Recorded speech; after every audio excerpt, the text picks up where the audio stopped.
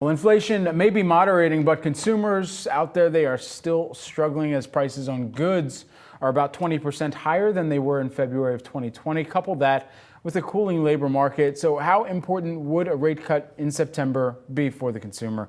For more, let's welcome in Constantine Yannelis, who is the University of Cambridge Janeway Professor of Financial Economics. Thank you so much for hopping on and taking the time with us, Constantine. First and foremost, thanks so much for having me. Absolutely. You just heard our discussion, and perhaps I'll pick things up there just about the recession risk and, of course, how the consumer would foreseeably navigate through any severe downturn that we were to see.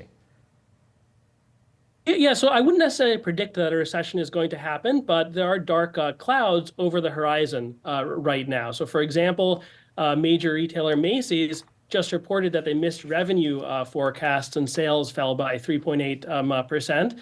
There are even more mundane examples. So Disney, for example, reported weaker than expected theme park revenues. This is one of the easiest things for people to cut from their budget if they're expecting harder times, things like trips to theme parks, trips to Disney. So the thing we have to keep in mind is that American consumers are still feeling the lingering effects of inflation. Even though inflation is falling, inflation is in a sense sticky. And what I mean by that is that prices are still a lot higher today than they were in 2020 before the pandemic. They're about 20% higher than they were in February 2020. And these price increases have caused real wages. What I mean by that is income after we adjust for the rise in the price level to stagnate. And consumers were doing fine post the pandemic because there was massive government support, things like stimulus checks, enhanced unemployment insurance, the Paycheck Protection Program. However, all of that is wound down, and now many households that didn't see wage increases are still struggling with these higher prices.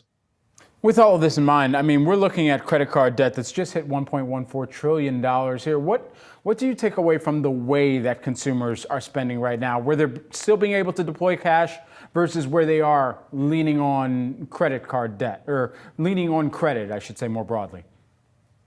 Yeah, it's not surprising that credit card debt has been surging given everything that's going on in the economy. We already mentioned that real wages have been stagnating or even falling a little bit, as many households just haven't seen wage gains that kept up with inflation. As a consequence of this, a lot of people are just struggling to keep up with higher prices by borrowing more on credit cards. They're also paying more in credit card debt because of the revolving nature of the debt. Interest rates are much higher than they were a couple of years ago, and that means that credit card payments are higher. So it makes sense that we've seen this huge spike in credit card payments.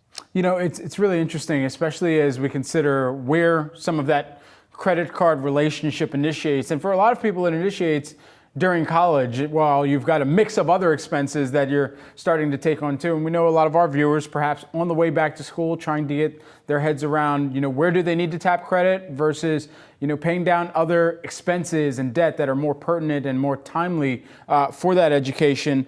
We also know that there's been massive waves and tranches of money put forward, capital put forward by the government to make sure that student loan debt is being tackled. Where do we stand as of right now?